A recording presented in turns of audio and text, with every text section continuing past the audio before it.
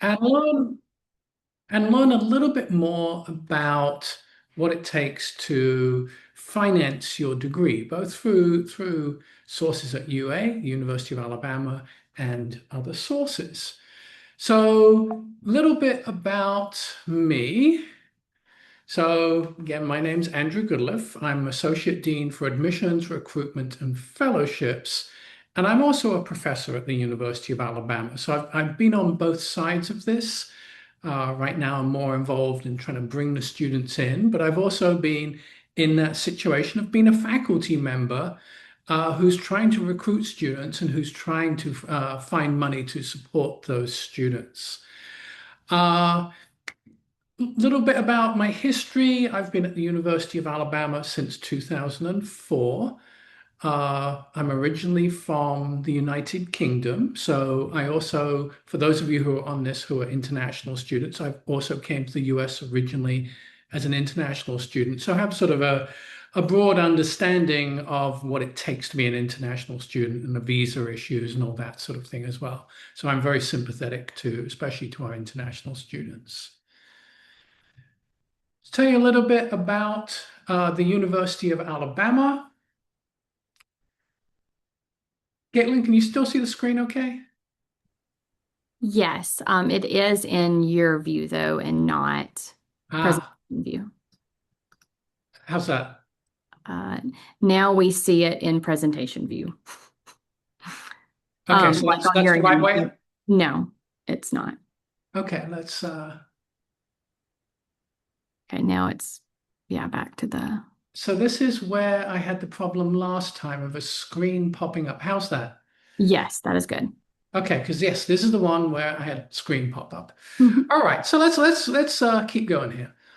I want to give you a little bit of a description of the University of Alabama. So we're the flagship public research university of the state of Alabama. We were founded in 1831. We are a R1 research university. So when you think about the 4,000 universities in the US, that puts us at the top tier in terms of research capability, research activity. So that's the top, 150 universities. But what that means when you see that a university is an R1 university, that means that we have a strong focus on research. There's more funding for students, better lab facilities. The best faculty tend to only want to work at R1s as well. So we attract very high quality faculty, and you get the students when they come here get to use our very amazing facilities. So we have about 43,000 students total on campus. About 6,300 of those are graduate students. Uh, Bulk of those are masters, with probably a third of them being, probably a little bit less than a third being PhD students. And then across the university, we've got about 160 masters and doctoral programs in a variety of disciplines. And then thinking about international students, we've got international students from more than 80 countries. I think it's actually 99 now. And then we've got this big, beautiful campus. I mean, and that's, as well as our academic credentials, just the campus is a beautiful place to work. What is the University of Alabama known for? We're known for creating great alumni, alumni who are leaders in industry, technology, literature, arts, entertainment, sports. If you think of big finance companies in the US, like PricewaterhouseCoopers, CEO is a University of Alabama alumni. If you think of big engineering companies like Lockheed Martin, the CEO, the past CEO is a University of Alabama alumni. If you think of some of the sort of, what for its time was really cutting edge stuff, Wikipedia, the founder of that is a University of Alabama alumni. If you look at the chief strategy officer for Google, guess what? They're a University of Alabama alumni. So we're very well placed around within industry. We, of course, have highly ranked programs. Law school is one of the top law schools in the country. Water research, we're top 13 in the country. Accounting, we're top 10 in the country. Marketing in the past has been top 50 worldwide, etc. Outside of academics, we're known for world-class athletic programs. There's probably not a university in the world that has better athletics facilities than us. Our sports teams are national champions. Uh, it's actually amazing. We have a beautiful campus, as I mentioned, and one thing not to underestimate is Southern hospitality. The southeast of the US is known for being very friendly, very welcoming. Uh, you know, it's really quite something, and don't underestimate the importance of that. If you come to us as a student and you're from outside Alabama, you will be welcomed with open arms. All right, now let's dive into funding. So, of course, it's complicated. And I do want to direct you to a resource. So on the graduate school webpage, if you go to graduate.ua.edu, there's a link in the top left-hand side, applicants. And one of those links is paying for grad school. And so it lists a lot of different sources on information about that, you know, starting with how much does it cost? But then it lists common sources of funding. So I do ask that you review that, but I'm going to go through some of those things today. And first, I'm going to simplify this a little. So really, when it comes down to it, there's three main types of funding. So scholarships, where you might get, you know, $500, you might get $10,000 just for achieving some form of academic merit. Those typically don't require any service or anything like that. Uh, you then have assistantships where you might be helping with teaching or research. And then you have fellowships, and that's sort of our top tier in the university. So that's fully funded and no particular responsibilities other than to be a great student. So, in general, though, how does funding work? So, if I look at the University of Alabama, and it's going to be true for most big R1 research universities, most students are going to be funded through their academic departments. And the graduate faculty in those academic departments makes the selection. So many of you, if you're coming from undergrad, are used to a sort of more centralized system where most of the funding comes from a central scholarships office. For most universities, again, that's not the case. It's really the academic departments. And if I were to put some numbers on it, I'd probably say that 90% of the funding that a University of Alabama graduate student has been awarded by the academic department. Now, there's usually some sort of department-wide selection process. So if you're interested in an assistantship, so an assistantship is where we will pay tuition, would pay a stipend, and some other things like health insurance. It's going to be perhaps a committee. It might be the whole faculty who are making that decision. It could be an individual faculty if you're going to be working on a specific research project. So especially in engineering, it may be that faculty member has a grant that they've got, say, from the National Science Foundation. And they're really the person that selects who that student is going to be. In contrast, if you're being hired into a teaching assistantship position, that's something that more faculty need to have input on. And if you're looking at that funding from an academic department, in most cases, it is some form of an assistantship, again, where you may be asked to teach or you may be asked to do research. Now, if you want to know more about this sort of funding, who is the best person to talk to? In most cases, the best person is the graduate program director. The graduate program director is a faculty member who is charged with running the graduate program. And they are typically the person that will know how funding works in that particular department because it does tend to work differently in different departments. Now, they may not be aware of funding opportunities outside of their department. So it may be there's assistantship opportunities in another department or there's fellowships. They're most likely aware of fellowships, but they're going to really know well what funding is available in their particular department. Now, in most cases, when you apply for a master's or a doctoral program, you are automatically considered for funding. But there are some very specific exceptions. So if you are applying for a College of Education or a College of Communication Information Sciences program, they actually have a separate application for funding. So you do need to be aware of that, and you do need to be very purposeful in submitting that additional application. We do have some engineering programs, for example, mechanical engineering, which will offer admission, and then the applicant has to reach out to faculty to find out about funding. So, that is the case with some departments.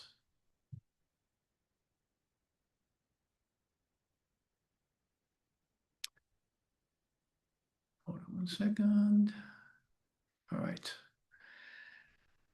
Now, a very common question I get is how do I find out more about this? Well, of course, reaching out to the program director, but they may say, hey, you need to email faculty members. You need to actually get the agreement of a faculty member that you can be part of their group. So writing that email is a very important skill, writing that email well. Common mistakes. A student will email and say, I'm looking for a funded position. Do not do that. My advice to you is to always focus on you and what you can contribute to the university and to that research program in the email. So really don't discuss funding. Most faculty understand that you'd like to have funding. And so it's understood that you want funding. If they determine that you're a really good fit, that conversation will naturally move towards funding. But if funding is the first thing you mention in the email, it tends to give the impression that that is your primary goal rather than education. So really, don't let people misunderstand that. Now, also remember that some faculty won't respond. Maybe it means that they've got a lot of backlog of emails, or they're just not able to accommodate additional students in their group. So if a faculty member doesn't respond within a week, it's okay to send a reminder, but wait a week because it often takes us a while.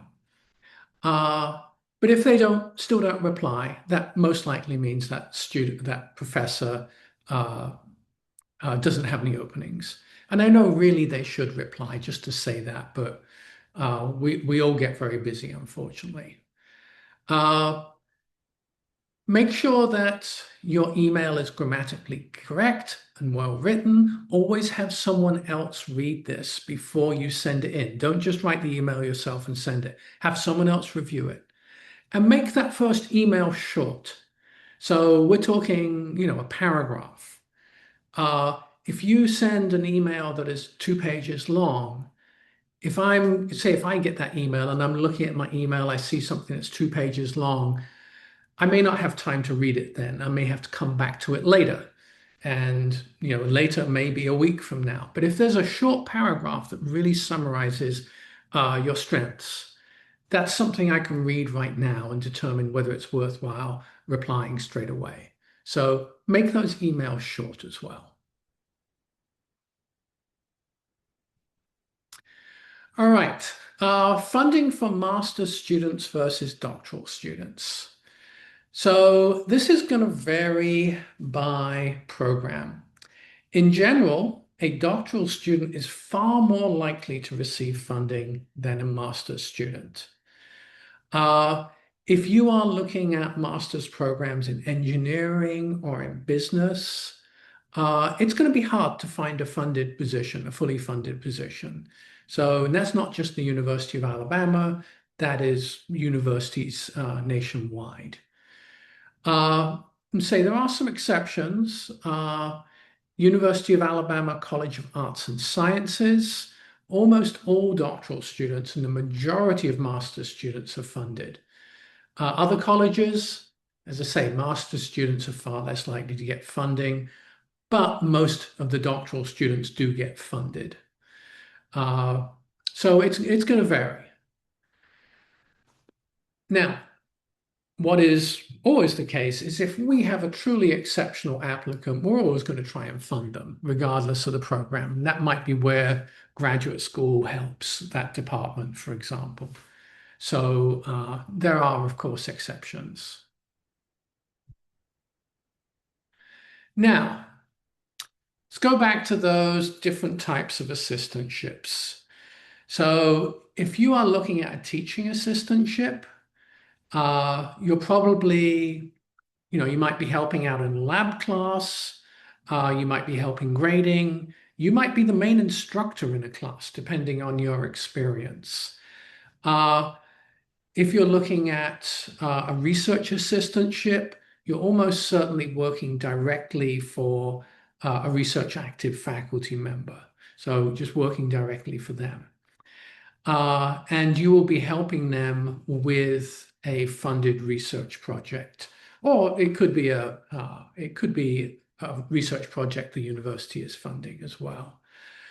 So those will be the responsibilities. Then there are a small number of administrative assistantships. So this might be students who are helping support programs within different units on campus. So for example, in graduate school, we have a program called Tied Together, which is a mentoring program. And there is a student on an administrative assistantship who actually helps support that program. So that is their job. Now, in what do you get with this? So with a teaching, research, and administrative assistantship, we pay 100% of your tuition. We provide a stipend, and that actually it varies quite a lot. And we also provide health insurance, and we pay university fees. Now, do be aware that, if you're coming from outside the US, those fees can be extensive and are different to tuition. So tuition is the main, paying for, the actual classes. And then in the US, there's often fees added on top. So tuition for us is about $35,000. And those fees can be, $500 to $1,500 a semester as well. So the fact that an assistantship pays for these fees is actually a big deal.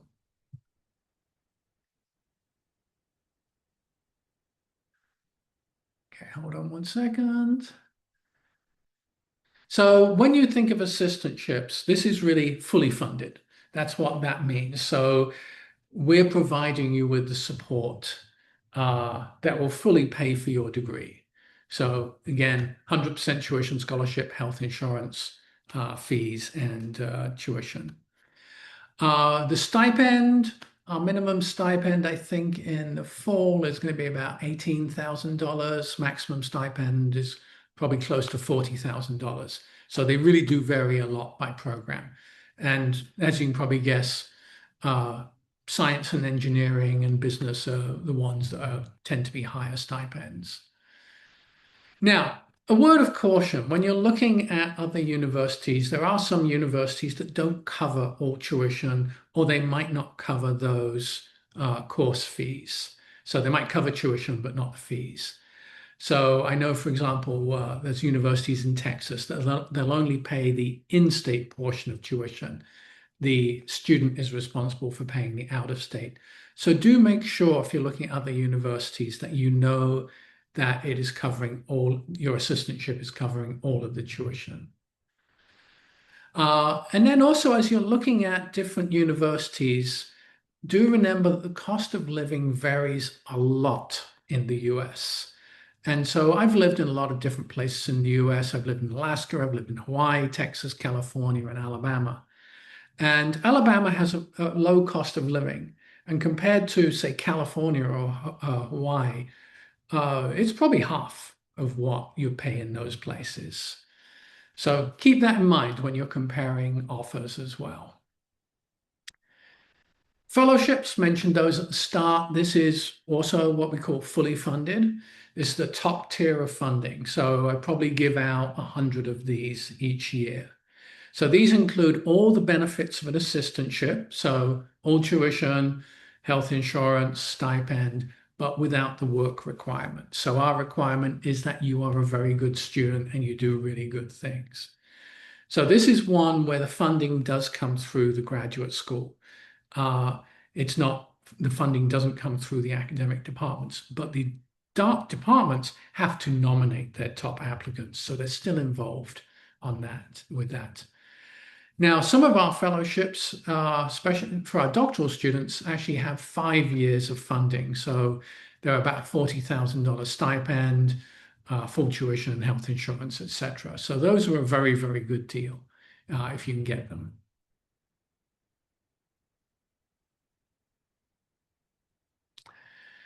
Now, scholarships. So very often when I'm explaining to students how funding works, I'll take them through assistantships, fellowships, which are, really the top tier of funding. And then the student will say, hey, but I need to know about scholarships. I don't need to know about assistantships. So scholarships are generally smaller funding. So that is really much less than fully funded. These are going vary in size. I mean, I have as a scholarship we give out to people whose parents are members of our alumni association. That's $500. The students can receive that once. It might be an academic department has an additional $2,000 scholarship they can add on your assistantship. Uh, so, keep those in mind. But in the US, again, for those of you that are international students, when we say scholarship, that's usually a smaller amount of funding than an assistantship or a fellowship. So you really need to aim for those assistantships and fellowships. How are applicants selected for funding? Now, all of our funding is merit-based. So it's based on, if you're coming in, could be based on your application materials. Different departments going to evaluate that in different ways. For the fellowships, we're looking for students who have gone above and beyond, who've done extra things, not just what they've had to do. They've done extra things. They might have really cool work experience or internship experience. It might be they have, a number of first author publications in high impact factor journals. Those are the sorts of things that can get you fellowships. It might be they've already received research funding, that sort of stuff. So it's going to vary, but do know that most of ours are merit-based. With assistantships, we're also looking at, do you have the skills necessary to complete the work that we're asking you to do? So if you're teaching, maybe you've got teaching experience also that makes you a good fit. Or if you're doing a research assistantship, maybe you already know a lot about the techniques that we're using. And so you already know more when you come in. So there's a lot to that. All right, I do want you to think also about external funding. So a lot of our students are actually funded from sources outside of the University of Alabama. So if you're an international student, there's a lot of national scholarship programs. So we have students who are on scholarships from the Thai government, from the Indonesian government, from the Chinese government, from the Saudi Arabian Cultural Mission. So do find out about the scholarships in your home country if you're international. Also, for international students, there's Fulbright scholarships. So we have a lot of students who have come to the US on Fulbright scholarships, and that's actually some very generous funding. That's some good funding if you can get it. So a good way to find out about Fulbright funding is go to the Education USA office at the nearest US embassy to you. Now, for everyone, including our domestic students, there's a lot of scholarships from professional organizations. So within my field of geophysics, a couple of the big organizations are the American Association of Petroleum Geologists and what's the other one? The exploration. Um, There's a geophysics one. I don't know why it's gone past. I can't remember what it's called right now, but there's a Society of Exploration Geophysicists. That's it. Uh, they both have very generous scholarships, and those are for domestic and international students. And so the American Association of Petroleum Geologists one, last time I looked at that, it was $15,000 a year. So, these do look at these. And so, if you're currently, in at your home university, talk to your professors about the sources of funding. These are the people who are really going to know about this. So do think about those external funding sources. Now, also one thing that's becoming more popular, and you should of course do this with caution, is there's a lot of companies like Empower and Prodigy, for example, that will provide loans for international students. Of course, in the US, there's the federal loan program as well. Uh, so, do keep this in mind. Loans are also an option, but be very careful that you know that you're going to get a job that pays well enough to be able to pay that off comfortably. So do keep that in mind. All right. So I'm going to wrap up there and we can see if there's any questions about this.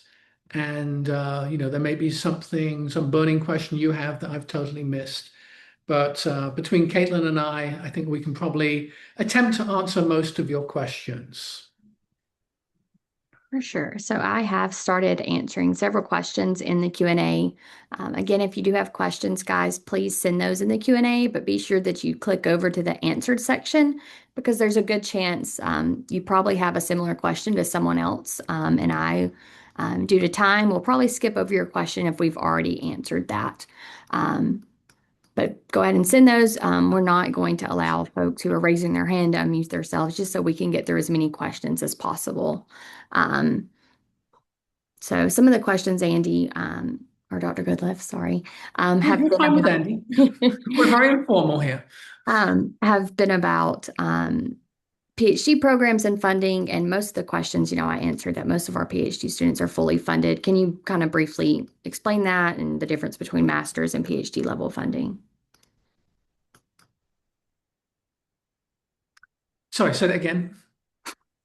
Just explain a little more about or reiterate the difference that most of our PhD Yeah, students are. yeah. Okay. Sorry, I thought you were describing a question to me. Oh, So yeah, masters, it's going to be more of a challenge to get funding if you're a master's student.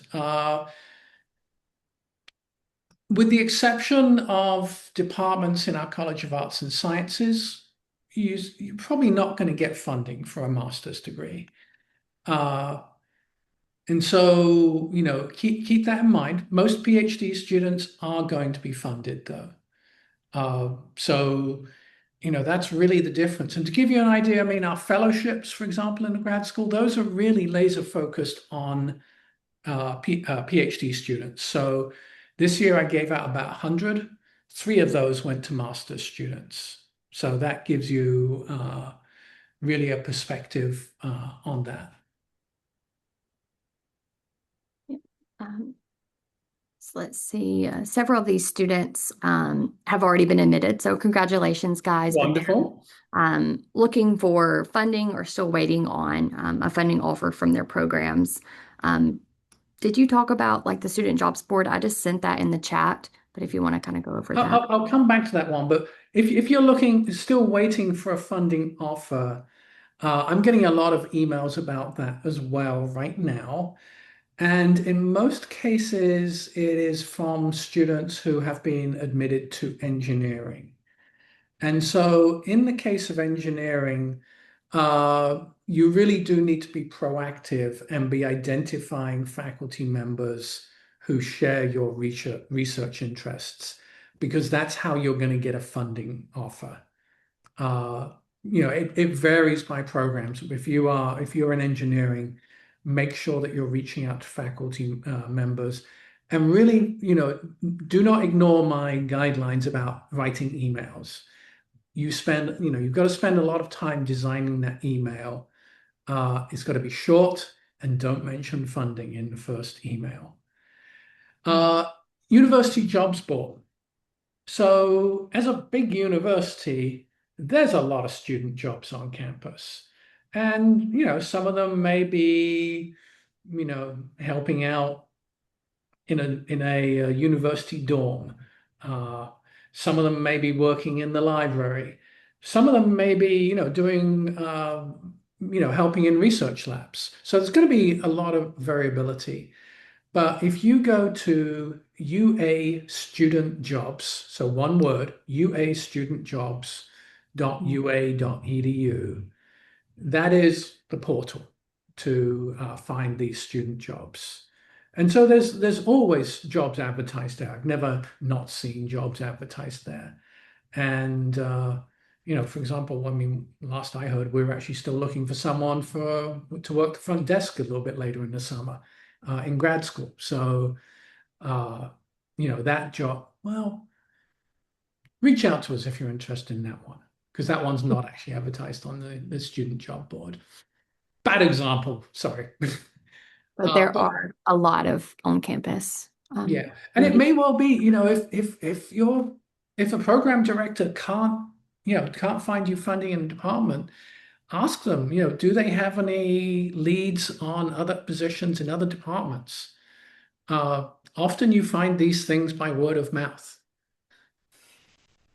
Mhm.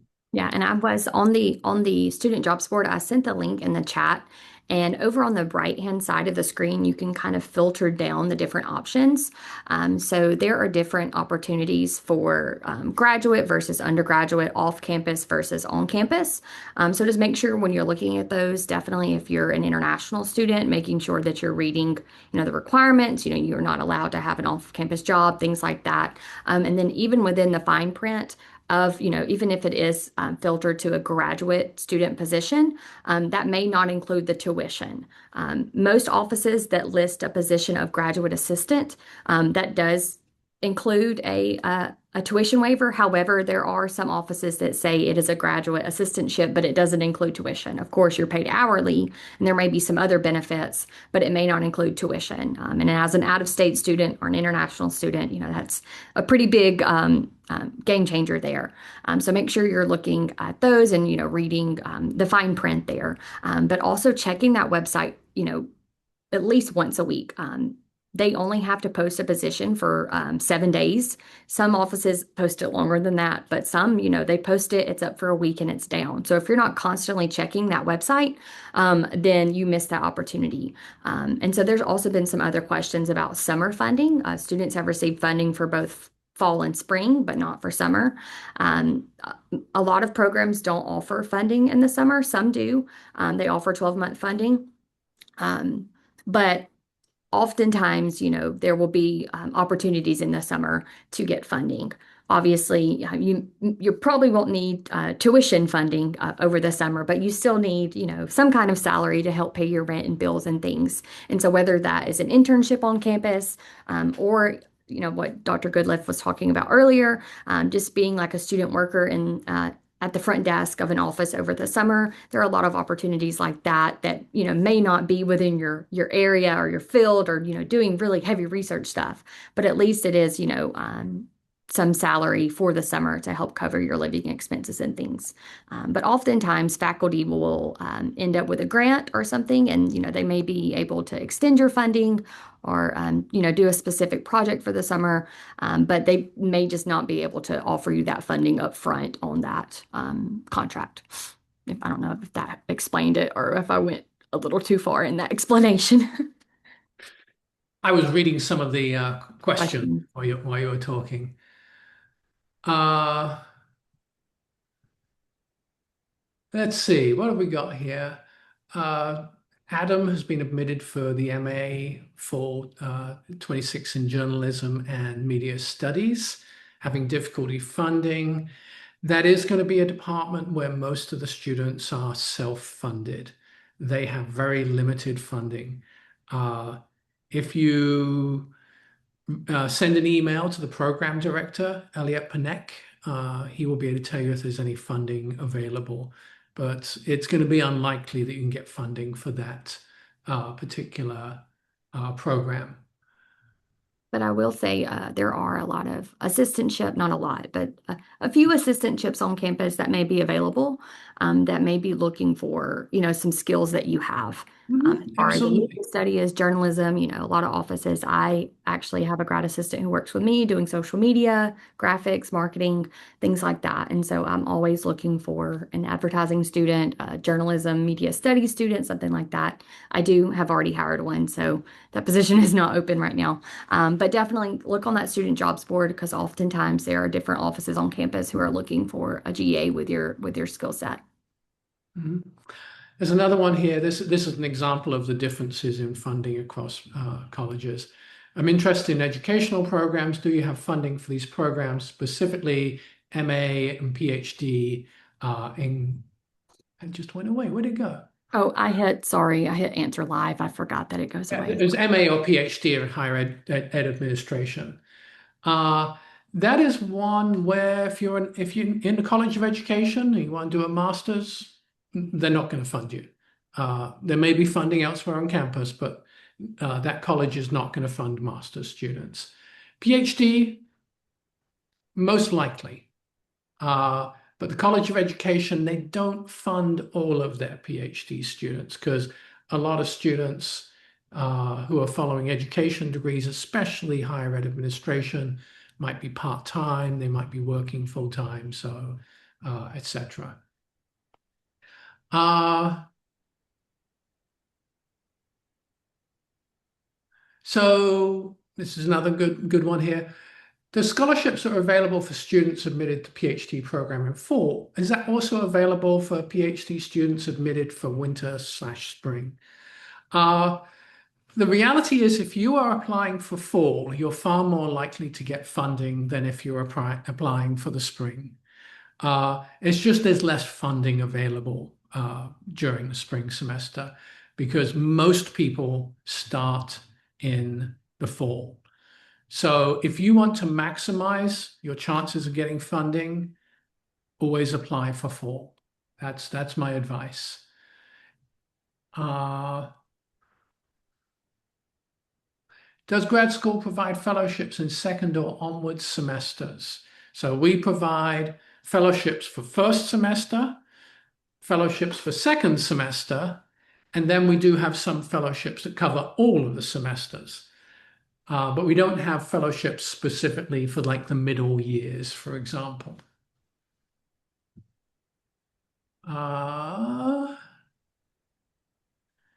do you have funding for MS in mental health nursing? So we have one of our masters in nursing flavors is on mental health. Is that correct? Mhm. Those But are it is an online program It's an only. online. Those are all self-funded. So students in those all pay for it themselves.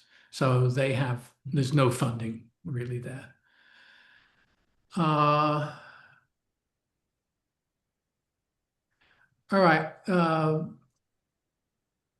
Agbaji, I'm probably pronouncing that very badly. I apologize. Joshua's Uh, at the end. That may they're be the. applying for a PhD or a master's program. Would I necessarily need to submit a test in English proficiency? Now, since you're from Nigeria, no, we do not require English proficiency exams for students from Nigeria. Uh, there's the question there, can you recommend programs that I could apply to get 100% funding? So uh, if you're looking at nursing, there's no funding there. And I would really don't focus on trying to find one that can find you funding. Focus on the one that you are passionate about, because the one that you're passionate about, you will do better in that program. Especially for getting through a PhD, it's very important that you're passionate about what you're doing. I was going to add in the chat for them, since they do have a doctor of pharmacy. You may be interested in our drug delivery program.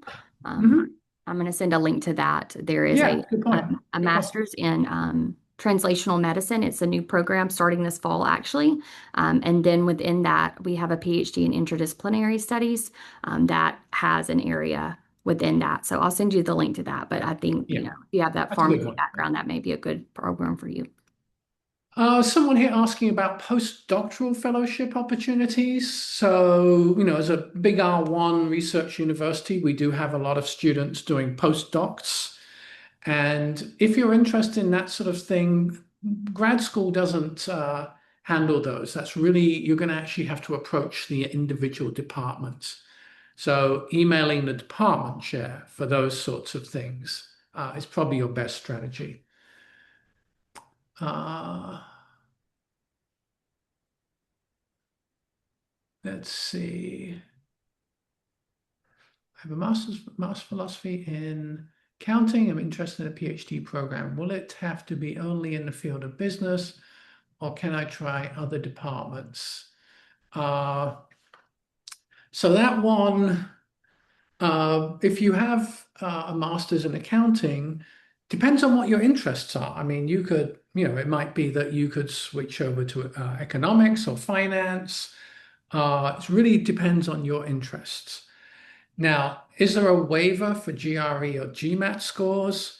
The business school almost never waives the GRE or GMAT for doctoral applicants. So that is one that, unfortunately, you almost certainly would have to take the GRE or the GMAT. So they sometimes will waive it for master's applicants, but yeah. Uh, any other questions? There's a few that I marked as answering out loud. That very top one, they asked about being employed to use the money for their PhD studies. I'm not sure if they're I don't talking think about. I'm not sure I understood that one. Yeah, could you clarify a little bit more? Your name is Gift. I'm not sure if you're asking if you could be hired on full time and then, get a tuition benefit as a full-time employee, or if you're referring to just being employed as like a graduate assistant, which is what we have been referring to. Yeah. The one at the bottom from Ruhena, uh, asking about funding for French students in Department of Modern Languages. So their Department of Modern Languages is actually one of the few departments that does fund master students. So, if your application is favorably reviewed, you could actually receive a full funding offer from that department.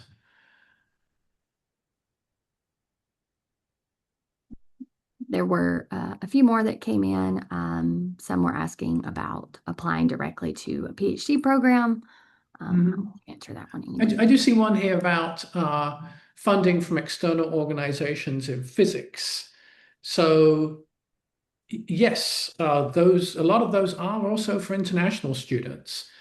Uh, So when I was a grad student, I actually managed to get quite a bit of funding from some of these organizations. And I say I was an international student, so I definitely managed to get that funding. So I typically during my master's and PhD, typically managed to get somewhere between $5,000 and $10,000 a year from external sources. But I spent a lot of time trying to find that funding. So, it is certainly possible. There's a perception that none of this funding is for international students. That's not the case. All right, so there's another one here says, I have bachelor's degree in economics with a CGPA of 3.69 out of 4. Can I apply directly to the PhD program in economics?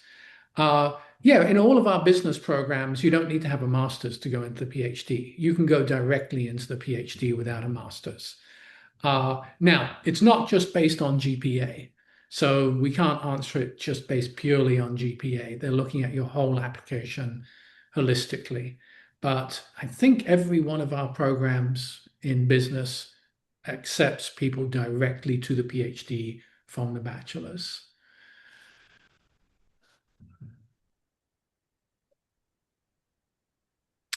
Okay, so I see there's a student who's actually already in Tuscaloosa. You should come by and see us sometime. Uh, you're on an F2 visa. You have admission to hospitality management. I may have actually already emailed you about this. This sounds familiar.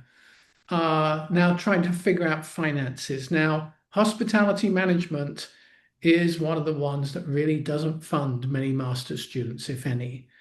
So it's doubtful that that department will be able to provide you funding.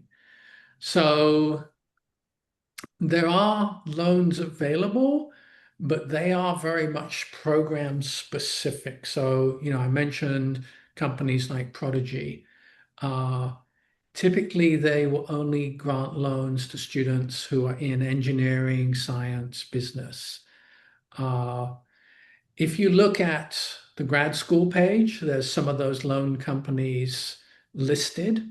Uh, departments are Our Office of International Student Scholar Services also has some of the companies listed that provide those loans.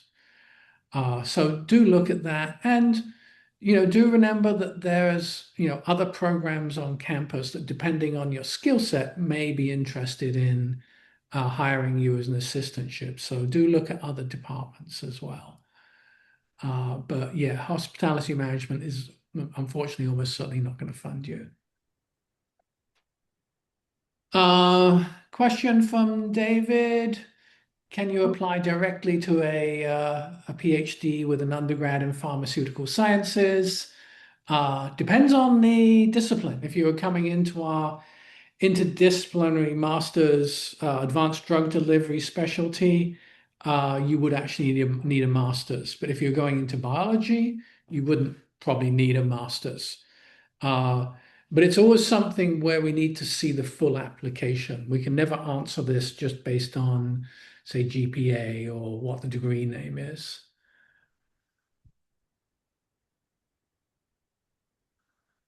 Okay, just to close out, any questions submitted after right now will not be answered, just so we can get to these last few questions and wrap up. So if you send any additional questions, I'm going to dismiss them. So just a heads up. All right, can I answer these last ones here? Yeah, for sure. All right. So let's see, Matthews recently received admission letter to engineering, mechanical engineering, trying to inquire about availability of funding. So mechanical engineering is one where you've got to be identifying, go to their webpage, find faculty who share your research interests, and send them an email sharing your interests. Again, in that first email, don't talk about funding. If there's one thing you take away from this Zoom session, don't start an email talking about funding. And I know none of you would do this, but unfortunately, there are people who do. So that really turns off the faculty member. Demas is looking at theoretical and computational research for faculty looking at energy sustainability. I advise going to our engineering webpage. So that is where you'll find the faculty lists for those fields. And depends on the area. You might be looking at that for more of computer science side or a mechanical engineering side or an electrical engineering side. So go to those particular departments, and they almost certainly have an area. Well, they do have an area where you can select research groups, and I'm pretty sure energy sustainability is one of those. And I'll show you the faculty that work in that area. I sent a link to the Q&A as an answer to the research page in engineering, and there is where you can Excellent. filter down to the different groups, even down to faculty and things like that.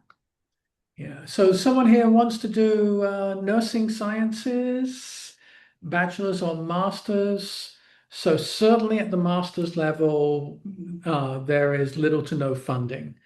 At the bachelor's level, there is funding. If you're coming in as a bachelor's student and you are going on path to nursing, there are just our regular undergraduate scholarships which are available. And those are quite generous. Those will pay up to 100% tuition. All I think right. we had a lot of questions regarding nursing, probably because this afternoon we are hosting with Vicki Samuel. We're doing an info session for the Master's Entry program, and that is the only on-campus program in the School of Nursing, and it's for students who don't have a bachelor's in nursing but want to enter the field of nursing. And international students are able to apply for that. However, like Dr. Goodliff said, there are not assistantships available. There is little, they may have a few scholarships, but when I say a scholarship, it's going to be $1,000 or $2,000 a year. If that, that's not going to even, that's not a drop in the bucket of what, out of state tuition would be, unfortunately. So there's just little to no funding within that area, unfortunately. But definitely, I encourage you to attend the session later if you're interested. And there may be some more opportunities that Vicki is aware of. She is the director of the program that she can share with everyone. I will also be in that session later today, learning everything I can about that program. So we are going to go ahead and stop. We want to thank everyone for attending. The recording will be on YouTube, hopefully by the end of the week. Once that gets done, we'll get that uploaded so that way you guys can go back and see that on our YouTube page. We'll send a follow-up email tomorrow with a link to our YouTube page, and then the video will hopefully be uploaded by the end of the week. But if you have any questions, please email us. I sent the graduate school's email in the chat, also sent a link to upcoming info sessions. We do one of these every month, basically just an application step by step. We call it the Applicant Essential Series, where basically each month we have a different topic that can help walk you through the application process. Today was funding. Next month is actually called Admissions 101, where we're going to kind of walk you through the application, talk about the pain points, the different requirements and things on the application, and then we'll keep going through that. We also have a ton of upcoming program-specific info sessions, definitely in the College of Education.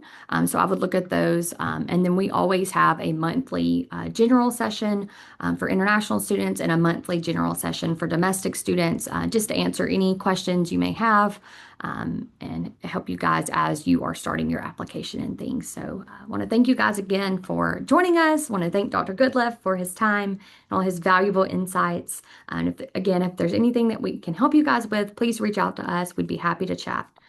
So thank you again and roll tide. Well timed.